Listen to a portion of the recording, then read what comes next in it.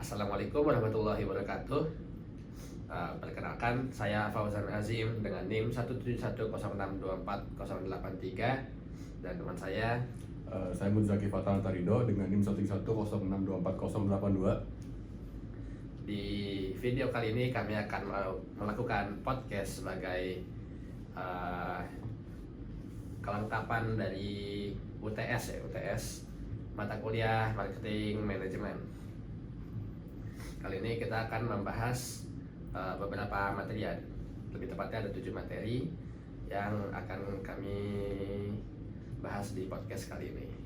Oke, kita mulai dari materi yang pertama yaitu Dinamika Industri Pemasaran Abad ke-21.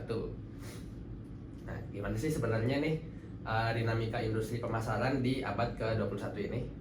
Kalau sekarang tuh industri pemasaran di abad 21 ini ya, udah berubah banget loh, udah banyak yang berkembang, beda banget sama di masa-masa yang sebelumnya. Kan kalau dulu kan fokusnya masih mungkin iklan di TV atau mungkin print di koran atau mungkin print baliho gede buat masarin produk mereka. Sekarang tuh udah mulai berganti lah. Sekarang fokusnya lebih ada promosi di media sosial, ada juga promosi sekarang bahkan ada melalui AI. Sekarang jadi jangkauannya udah lebih luas, jadi terus lebih bisa menjangkau lebih banyak orang lah. Terus sekarang medianya kan sekarang banyak kan promosi udah pakai digital dan lain-lain. Terus juga kalau misalnya perusahaan sekarang ya nggak bisa ngikutin perkembangan teknologi buat apalagi pasar ini, mereka pasti bakal ketinggalan, bakal susah buat ngikutin yang keep up sama teknologi lah, yang ikut riding the wave gitu. Benar juga sih ya Kak. Saya tuh kalau ngeliat iklan-iklan dulu pas kecil pasti suka ngeliatnya di TV atau di jalan tol gitu ya. Sekarang kayaknya tuh lebih sering lihat di HP atau di YouTube gitu ya, lebih banyak. Iya. Misalkan iklan-iklan nggak cuma iklan yang benar-benar formal kayak iklan bersponsor gitu ya, tapi bahkan dari konten kreator yang membuat video-video itu aja di sosial media, mereka juga menjadi sebuah iklan tersendiri untuk produk yang mereka lagi pakai gitu ya. Iya betul, jadi sekarang iklan tuh bentuknya gak cuma ya iklan doang, biasanya itu bentuknya bisa entah dalam bentuk konten kreatif, bisa kayak misalnya dari brand kayak Xiaomi gitu kan, mereka gak pernah bikin iklan di TV, gak pernah, kayak kita gak pernah lihat iklan Xiaomi gitu, makanya handphone mereka tuh bisa beralasan gak gitu, karena mereka menghemat biaya di pemasaran itu. Mereka gak pasang iklan TV, mereka fokus tuh di bagian sosial media ya, promosi, karena mereka tuh udah cukup banget, mereka juga udah punya komunitas yang sangat sangat fanatik lah. Mi fans itu kan sangat sangat antusias kalau misalnya udah ada produk baru dari Xiaomi, mereka pre-order dan lain-lain. Jadi tanpa mereka promosi di TV itu pun mereka udah bisa promosi di internet gitu. Jadi mereka bikin konten Instagram dan lain-lain itu. Oke, jadi di zaman sekarang ini di abad ke-21 ya, itu pemasaran itu udah nggak yang itu lagi gitu, yang formal itu aja ya. Jadi dia sekarang sudah lebih banyak jenis-jenis cara-cara supaya produk mereka bisa dikenali oleh masyarakat tanpa perlu iklan-iklan yang formal seperti itu lagi. Betul. Oke teman-teman, kita lanjutkan ke materi kedua yaitu perencanaan pemasaran. Nah, apa aja sih yang harus ada di dalam sebuah perencanaan pemasaran? Nah ini kan pemasaran tuh bisa dibilang jadi apa? Jadi fondasi dari sebuah kegiatan pemasaran pemasaran. Jadi kalau misalnya gak ada rencana ya kita nggak bisa lanjut ke step berikutnya gitu. Gak ada yang menjadi fondasi dari pemasaran itu tadi.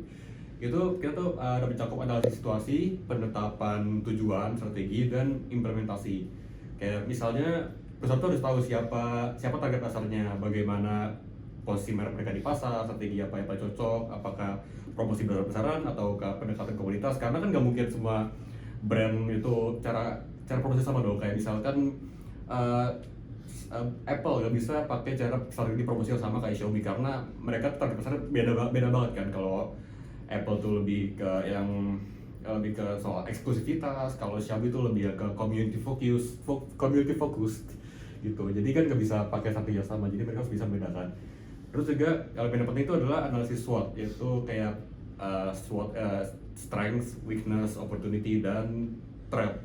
Jadi itu perusahaan juga harus bisa ada semua itu, kayak misalnya strike-nya apa, weakness-nya apa, opportunity-nya apa, threat-nya apa.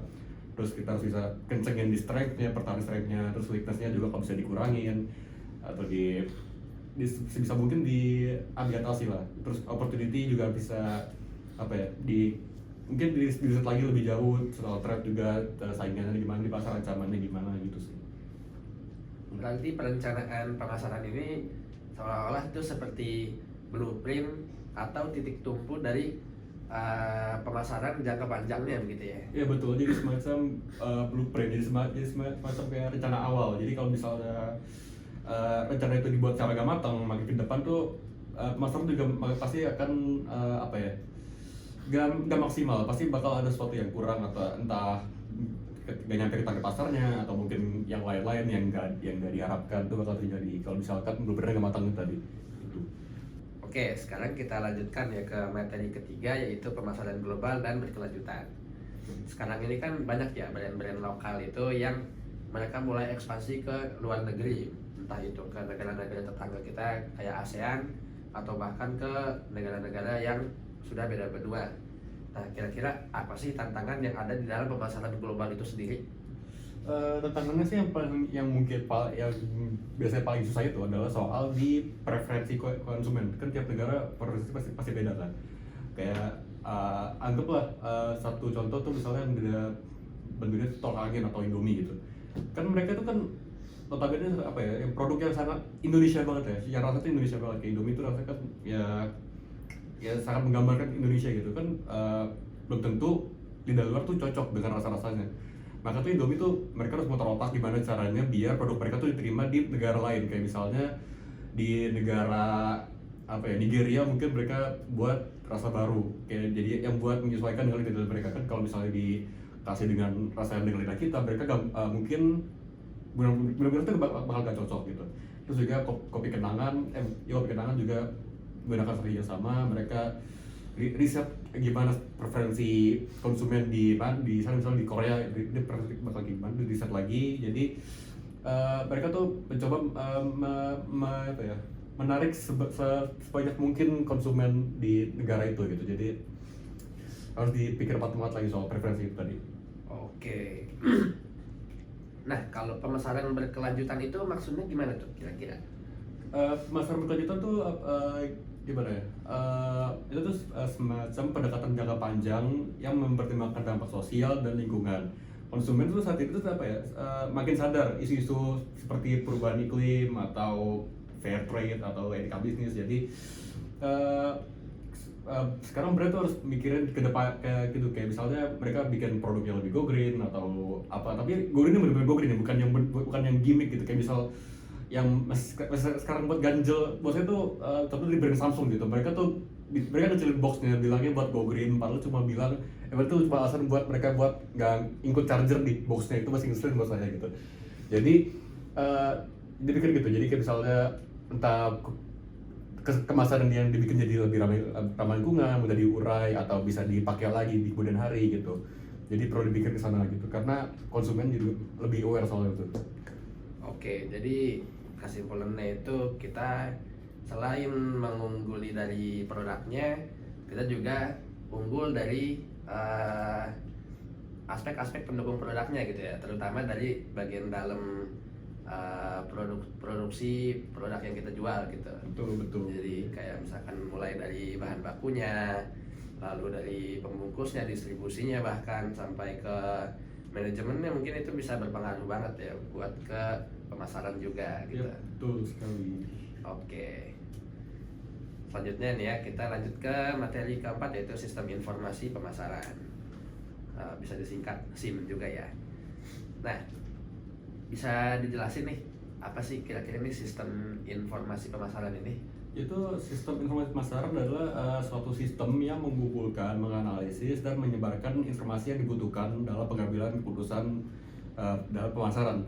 Kayak jadi tuh perusahaan tuh kalau dalam mengambil keputusan itu juga berdasarkan dengan kayaknya gitu. Jadi misalkan produk ini penjualan lagi turun, terus mereka tuh kayak kayaknya mereka nggak suka, mereka bisa kayak gitu. Mereka tuh kayak brand ini lagi turun, mungkin di berdasarkan data tuh mungkin karena ininya preferensi berubah, kayak misalkan masyarakat tuh jadi lebih suka produk kayak gini, kayak gini, kayak gini, kayak gini.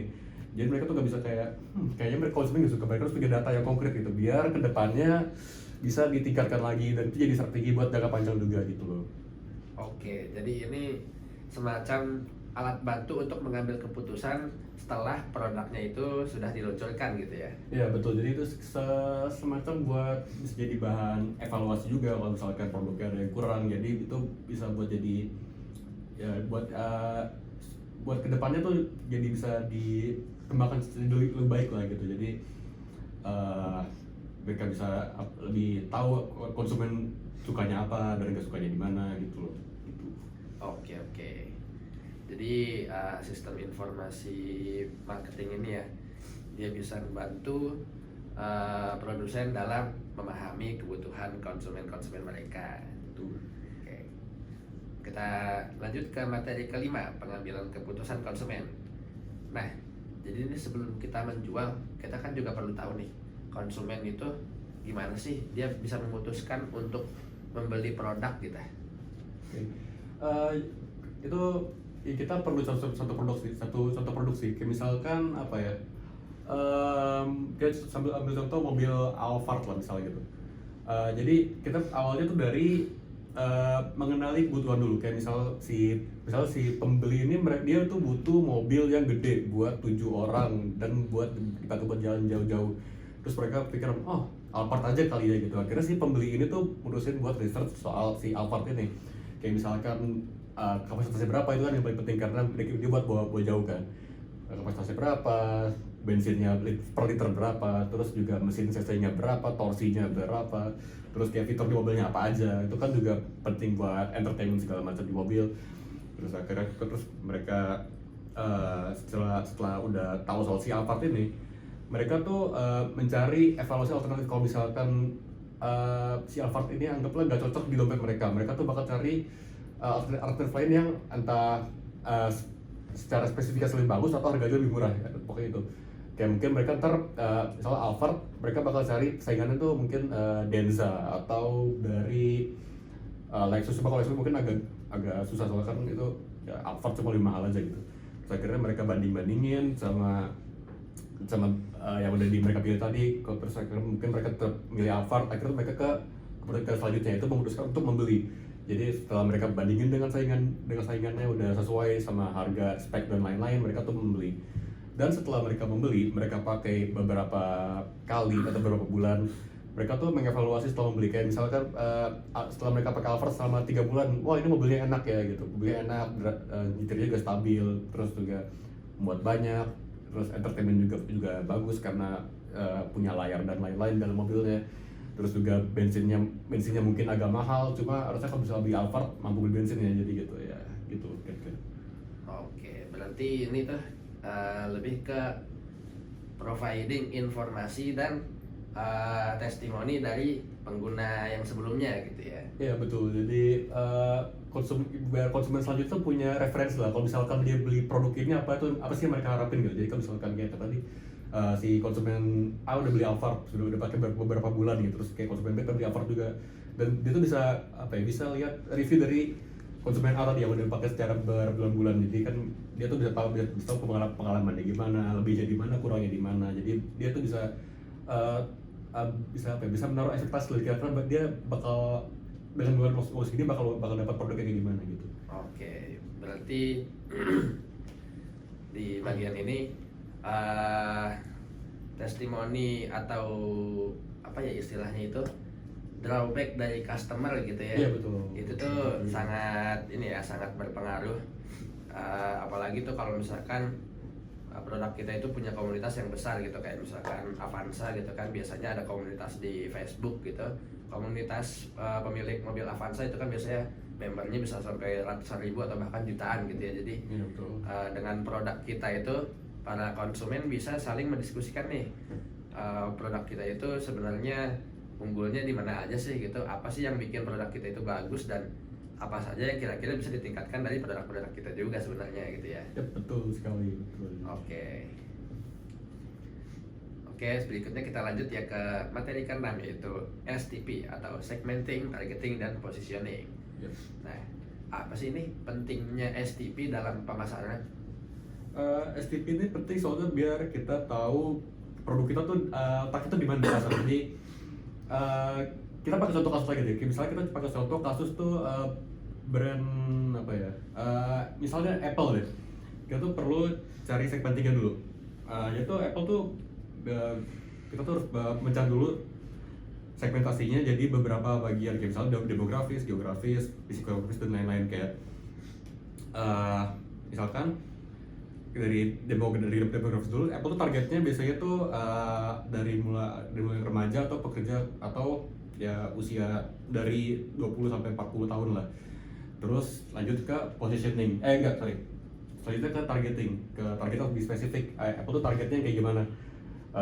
Kalau Apple kan biasanya targetingnya tuh apa ya? Biasanya tuh entah mahasiswa yang quote on quote menengah ke atas ekonominya atau mungkin content creator yang emang perlu kamera yang bagus dan perlu apa ya, kamera yang on the spot bisa langsung pakai gitu kayak dengan rekam langsung jadi gitu. Terus atau mungkin bisa juga buat ini tech enthusiast atau orang yang ngikutin banget soal teknologi lah. Jadi mereka tuh biasanya target utama Apple. Selanjutnya positioning itu tuh gimana Apple mau dipandang secara brand oleh masyarakat. Karena Apple tuh mau tuh dulu secara masyarakat jadi brand yang eksklusif gitu kayak misalkan mereka tuh coba jual produknya di iBox bukan iBox kalau di luar tapi itu Apple Store. Jadi tuh dia tuh menjual eksklusivitas tuh terus kayak di mereka tuh punya ekosistem sendiri kayak misalnya punya TWS sendiri, dia punya AirPods, terus punya smartwatch sendiri, mereka punya Apple Watch, terus mereka punya banyak lah pokoknya tuh dan itu saling berintegrasi secara seamless gitu. Itu yang menjadi eksklusivitas Apple juga dan harganya juga eksklusif gitu. Oke, berarti STP ini tuh lebih ke memposisikan brand kita di kalangan masyarakat gitu ya. Berarti kalau misalkan dari sebagai contoh Apple itu dia memposisikan sebagai brand yang eksklusif gitu ya dengan toko-tokonya yang memang sengaja dibuat terlihat seperti produk yang mewah gitu ya, atau seperti bahkan Rolex gitu yang kita kalau mau beli itu agak susah gitu ya, meskipun kita punya uangnya belum tentu bisa beli gitu kan, karena dia nggak semua customer itu bisa menyentuh jam-jam yang limited editionnya gitu atau special editionnya gitu ya. Oke deh, kita lanjutkan ke materi ke-7 yang terakhir yaitu manajemen produk. Nah, apa aja sih nih dari manajemen produk yang perlu kita perhatikan? Yang perlu kita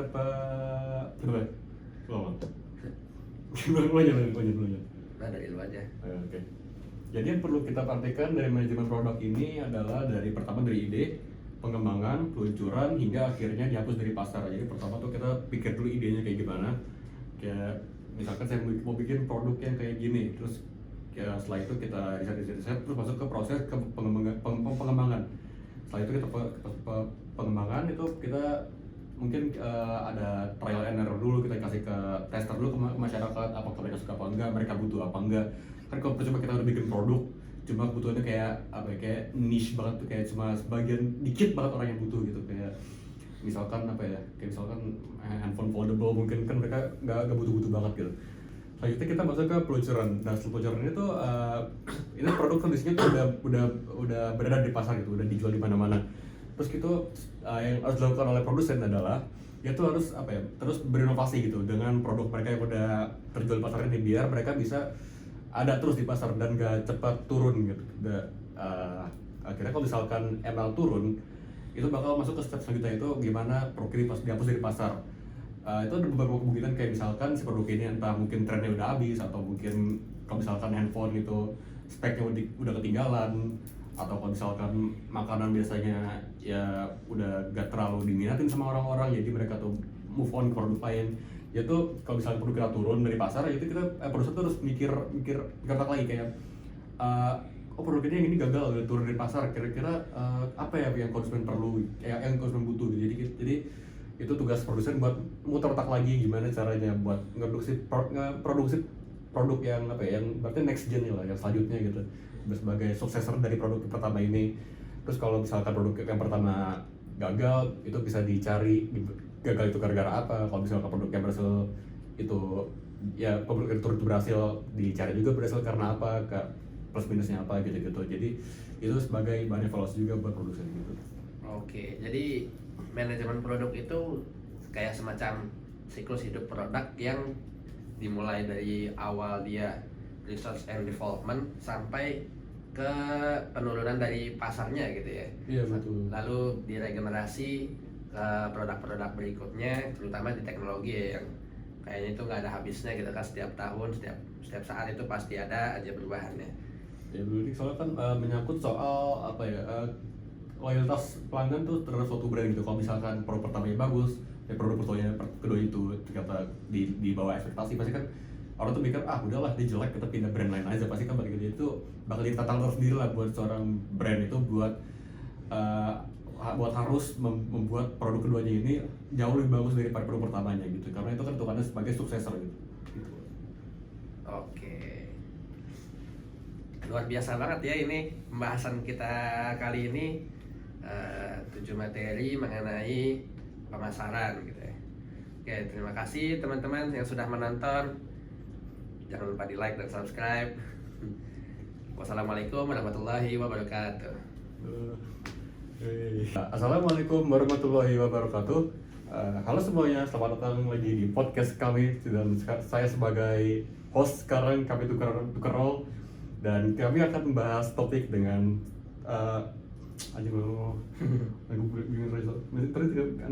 Napas dulu, masih lama. Kita udah jam 7. Iya, ini masih jam 6.10, orang udah paling 20 menit. Oke.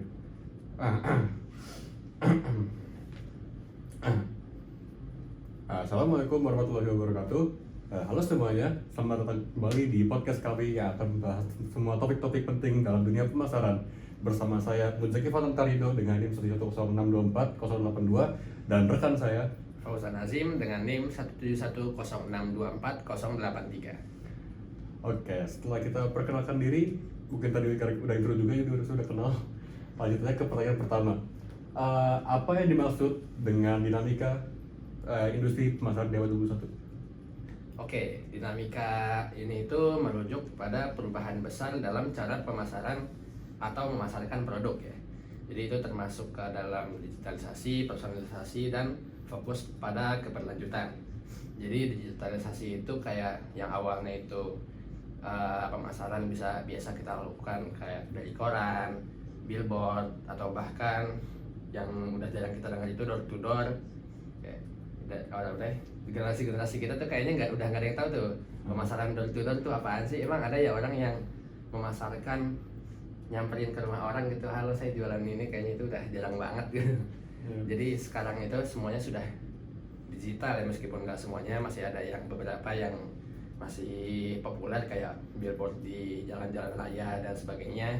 Tapi sebagian besar pemasaran itu bahkan hampir 100% ya itu sudah mulai ke ranah sosial media gitu. Jadi kayak seperti YouTube, Instagram, TikTok, dan lain sebagainya itu menjadi landasan utama pemasaran bagi produk-produk di zaman sekarang. Oke, berarti udah beda banget ya sama generasi orang tua kita dulu ya. Udah beda banget, kayak tadi door to door aja sekarang kita nggak tahu itu apa kan, kayak datang tiba-tiba promosi produk kayak kamu beli ini gitu, kan udah jarang banget tuh kan. Ya. Terus kalau misalnya contohnya di Indonesia tuh gimana tuh contohnya secara general gitu? Di Indonesia itu contohnya sebenarnya ada banyak banget ya brand-brand lokal tuh, kayak ya bisa kita bilang itu Aero Street lah. Aero Street itu salah satu sepatu merek Indonesia yang kayaknya terkenal banget gitu di kalangan anak-anak muda. Desainnya ya cukup keren gitu kan, stylish, dan harganya murah, tapi kayaknya kita nggak pernah lihat gitu. Kita ke mall nih, adakah gitu Aero Street gitu, kayaknya nggak ada gitu. Atau kita lagi jalan di jalan tol, tiba-tiba kita ngeliat billboardnya Aero Street, sepatu anak muda masa kini, kayaknya kita nggak pernah lihat gitu. Tapi kayaknya semua orang tahu apa itu Aero Street gitu, semua anak muda ya, yang masuk ke dalam segmen pasarnya. Jadi yang Aero Street lakukan itu kan dia melakukan pemasaran dengan sosial media ya. Dia menjalankan konten-konten gitu, kayak misalkan dia juga mengadakan campaign seperti collab sama apa ya, terakhir Aero Street itu collabnya Sama lupa sih kayak lupa ya. pokoknya apa gitu.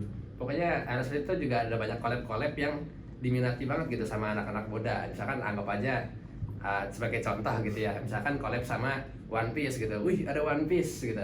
Jadi anak-anak muda itu belinya nggak cuma karena apa namanya, nggak cuma karena sepatunya itu bagus gitu, tapi karena mereka juga suka One Piece. Jadi si Aerosmith ini berhasil menyatukan dua aspek yang berbeda, dan dengan digitalisasi juga akhirnya dia bisa dikenal sangat luas tanpa perlu iklan-iklan yang besar-besar di produk-produk seperti billboard dan lain sebagainya gitu.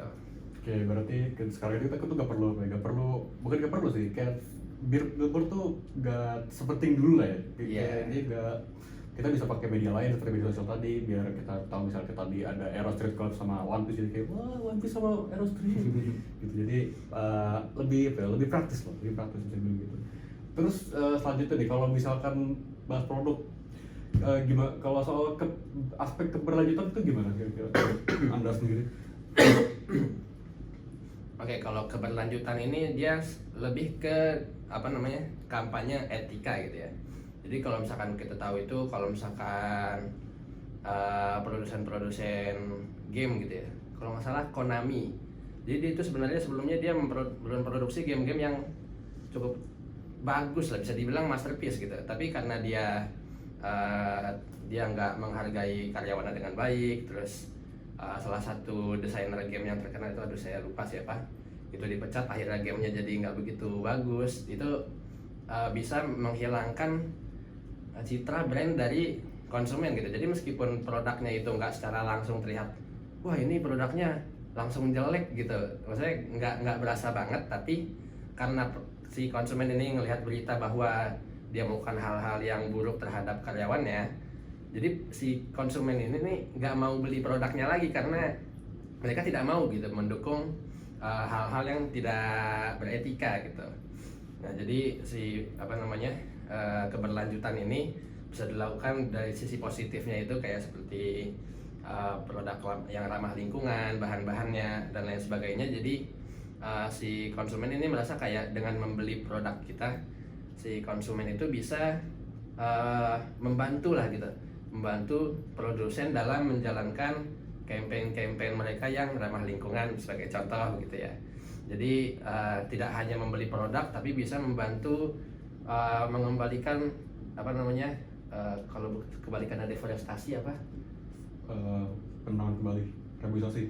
Iya, reboisasi misalkan gitu. Misalkan dengan satu produk kami apa namanya, maka Anda sudah menanam satu pohon di sini gitu. Nah, itu salah satu campaign yang sangat berkelanjutan gitu. Jadi citra brand itu menjadi bagus gitu di mata konsumen gitu. Kayaknya tuh kayak bisa disimpulkan tuh intinya tuh berarti soal gimana si brand ini harus adaptif dan punya nilai gitu ya. Iya, betul banget. Oke, kita lanjut sekarang ke bahasan selanjutnya. Ini soal perencanaan pemasaran. Langsung aja nih. Menurut Fauzan sendiri, perencanaan pemasaran itu apa?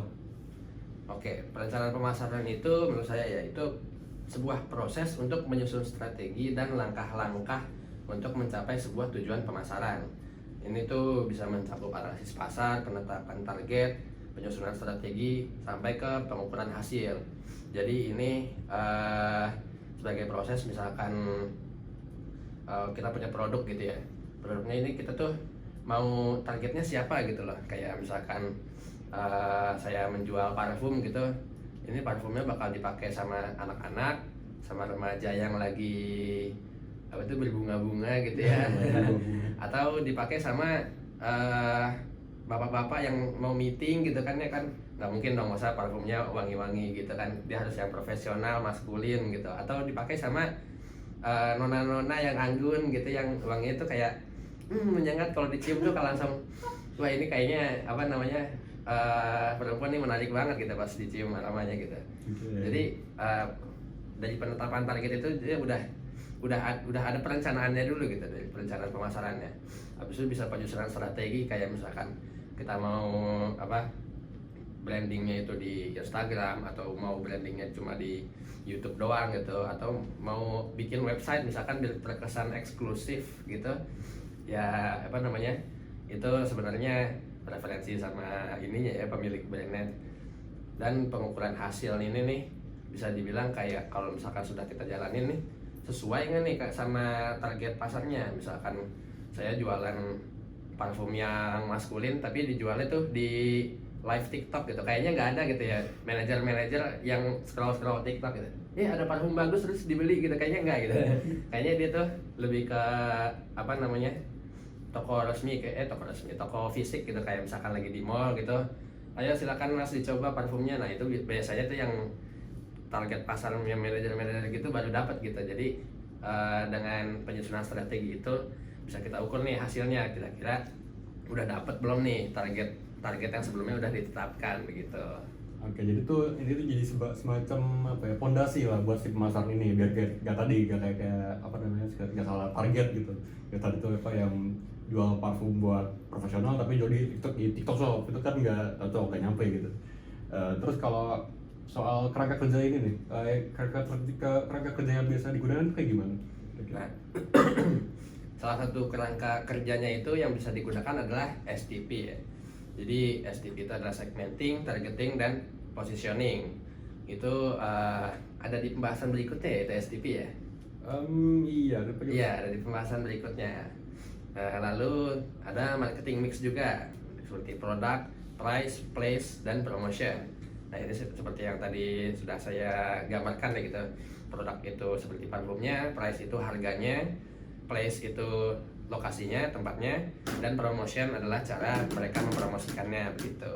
Jadi semua itu harus disusun berdasarkan riset pasar dan tujuan bisnis mereka masing-masing. Oke, kalau misal contoh penerapannya di dunia itu kayak gimana tuh? Nah, contohnya itu bisa dilihat di Indomie gitu ya. Indomie itu dia udah nyusun pemasaran yang berbeda di setiap pasar lokal dan pasar yang ekspor gitu. Bahkan di dalam satu Indonesia aja tuh beda pulau bisa beda kemasan gitu. Tahu gak sih kalian tuh kalau misalkan di Pulau Jawa itu dia sausnya itu saus yang cair. Kalau di bukan Pulau Jawa dia pakai bubuk cabai. Nah itu tuh salah satu apa namanya strategi Indomie juga itu sebenarnya. Sebenarnya saya juga nggak tahu ya itu sebenarnya dibalik itu karena entah saus itu kalau di luar Pulau Jawa takut expire atau mungkin ada preferensi rasa yang berbeda gitu di pulau, bisa jadi gitu kan, itu rahasia pabrik ya. Nah mereka juga di pasar ekspor gitu, kayak contohnya di Nigeria gitu yang apa namanya Indomie juga cukup populer. Itu kan nggak mungkin gitu misalkan kita jualan di Nigeria gitu kita jualnya Indomie yang tori miso gitu, saya kayak itu kan mungkin memang lagi ngetren di Indonesia tapi belum tentu orang Nigeria demen gitu kan sama Indomie tori miso gitu. Jadi Indomie tuh bisa ngeliat juga nih, wah di Nigeria orang-orangnya lagi demen apa gitu. Kayak misalkan produk-produk Indomie yang baru tuh apa? Yang seri Korean itu. Oh yang ramyeon gitu. Ya, ya kayak begitu. Nah, itu kan juga mengikuti tren anak-anak muda di Indonesia itu lagi ngikutin K-pop gitu ya. Kan kalau misalkan tiba-tiba ada rasa nasi kebuli kayak yang kemarin kan nggak ada yang ngikutin. Apa namanya? Band grup dari Arab gitu. Makanya yang nasi kebuli makanya nggak begitu dilanjutin, kayaknya udah hilang deh itu produknya, padahal baru keluar ya yang itu Indomie nasi kebuli. Jadi dia menyesuaikan lah dengan preferensi di apa namanya lokasi dia berjualan gitu. Berarti itu bukan sekedar teori aja ya, berarti harus kayak di adaptasi lingkungan juga, kayak tadi tuh misalnya di Nigeria nggak mungkin kita jual dengan rasa tadi tori miso atau apa gitu, atau Korean ramyeon itu kan nggak mungkin dong kan. Jadi harus pakai adaptasi lapangan juga gitu ya. Iya betul banget. Dan salah satu contohnya juga rasa yang Indomie cabai hijau itu kan sebenarnya orang-orang banyak yang bilang, wah ini Indomie favorit saya gitu.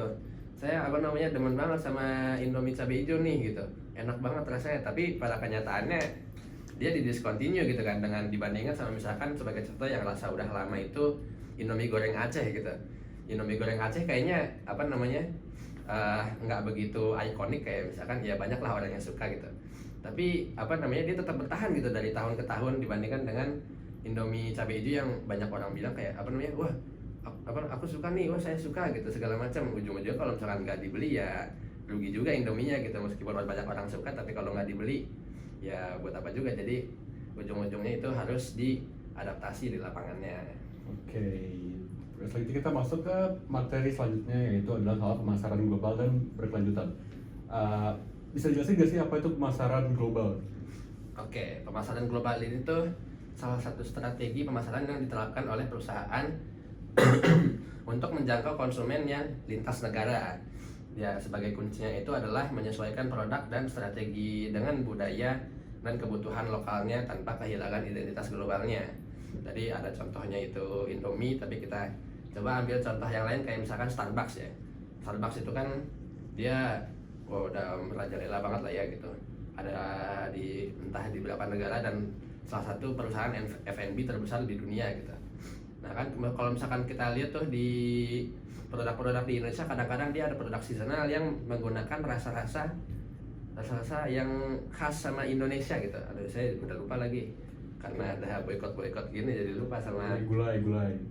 gulai mah McD. Wah, itu gulai McD. Mana ada Starbucks gulai. Apa ya waktu itu, entah, aduh lupa lagi, pokoknya ada deh dia itu inovasi yang ada tumbler dia, kalau nggak salah tuh dia ada tumbler. Jadi oh iya benar iya bang, saya punya itu. Jadi ada tumbler, dia itu ada gambar-gambar graffiti yang bertema Indonesia. Jadi di situ ada batik, ada pakaian adat, rumah adat. Kan itu kayak kalau misalkan dijual di Amerika, ini orang lihat apaan gitu ya. Tapi kalau misalkan dilihat di Indonesia kayak wah, ini representasi dari Indonesia banget gitu. Jadi apa namanya? Dia bisa menyesuaikan produk mereka dengan produk-produk lokal gitu. Dengan budaya lokal tanpa menghilangkan esensi dari produk globalnya. Produk globalnya kan dia kopi dan roti-rotian gitu. Jadi dia berhasil menyatukan, kayak dia kan itu jual tumbler ya. Tumblernya juga bukan tumbler yang ecek-ecek gitu. Tumbler tetap yang bagus, kayak biasanya dia kalau Starbucks itu collabnya sama Croxicle gitu kan ya, yang harganya agak-agak nggak ngotak gitu. Jadi apa namanya, dia masih mempertahankan kualitas, terus dia apa namanya, kopi-kopi dan roti-rotinya itu masih khas banget dari sumber negaranya dari Amerika, tetapi dengan esensi-esensi Indonesia gitu. Oke, jadi kalau misal si brand ini mau menjual produknya secara global, dia tuh juga harus bisa beradaptasi dengan budaya-budaya mereka gitu, biar biar mereka tuh gak bingung, kayak misalnya batik dijual di Amerika kayak what is this tumbler, I don't understand, kayak gitu lah. Ya betul banget, betul. Selanjutnya tuh kalau soal pemasaran berkelanjutan itu gimana? Nah, pemasaran berkelanjutan itu tuh sama kayak yang sebelumnya ya, itu jadi dia bisa punya fokus dalam etika bisnis gitu. Jadi entah itu fokus sama tanggung jawab sosial, lingkungan dan sebagainya.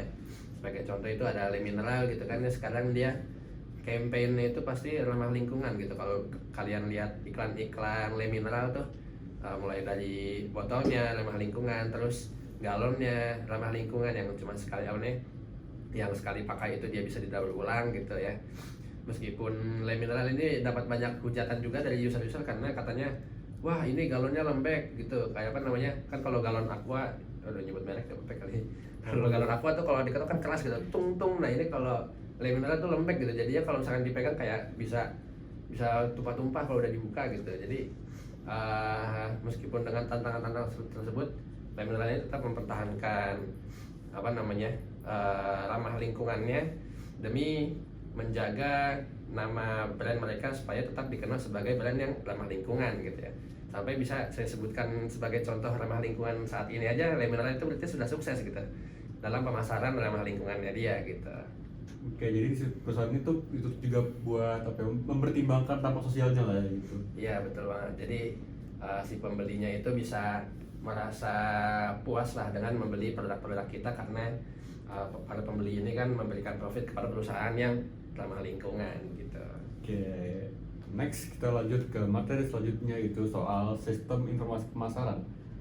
Langsung gitu, apa sebenarnya dimaksud dengan sistem informasi pemasaran ini sendiri? Oke, SIM itu adalah sistem terintegrasi yang mengumpulkan, menganalisis dan menyajikan informasi yang dibutuhkan oleh internal perusahaan yang di bagian pemasaran gitu lah ya, untuk mengambil keputusan yang tepat. Nah, SIM ini tuh dia mencakup data internal perusahaan, riset pasar, intelijen pesaing, dan analitik digital.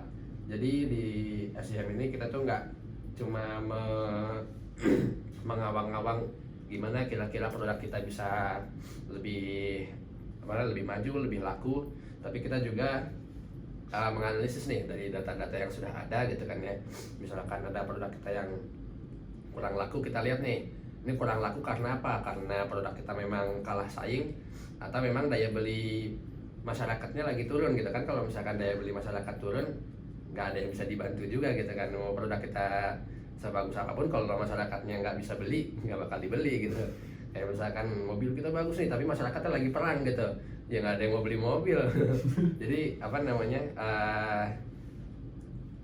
dengan informasi-informasi ini, si pemasaran ini bisa melihatlah kira-kira masalah apa sih yang sedang ada di sebuah produk sehingga mereka itu tidak laku, atau kira-kira apa nih produk yang udah laku keras bisa kita pertahankan untuk memberikan profit semaksimal mungkin gitu sampai beberapa tahun ke depan bahkan begitu. Jadi bisa mempertahankan perusahaan selama mungkin begitu. Kalau contoh prakteknya di dunia itu kayak gimana tuh kira-kira? Nah, contohnya itu salah satunya ada di e-commerce Shopee ya. Jadi mereka itu pakai dashboard data yang real time buat ngelihat perilaku pengguna-penggunanya.